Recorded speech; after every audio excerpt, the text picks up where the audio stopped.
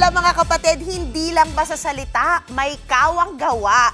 Yan ang bagong kapatid inspirational series na My Best Friend Emma na nagbigay po ng simple acts of kindness nitong nagdaang Holy Week. Narito ang report.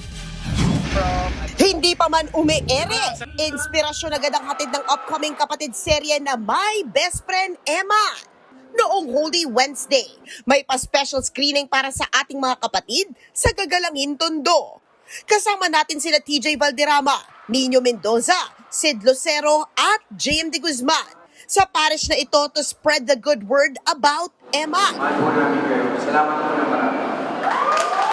Bago rin ang event na to, tuloy-tuloy ang best friend nating si Eman sa paghahatid ng tulong sa ating mga kapatid.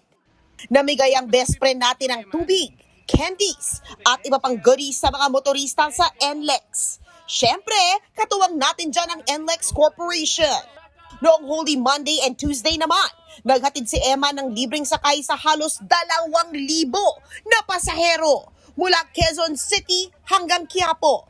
Present din si Eman sa Alay Lakad Assistance sa May Ortigas Extension sa Pasig City.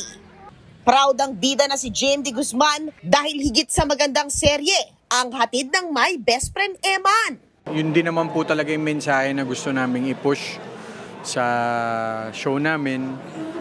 Kung sino si Eman sa buhay natin at paano tayo magiging Eman sa iba.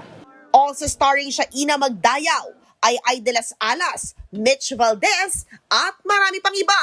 Abangan ang My Best Friend Eman this April 27 na sa TV5.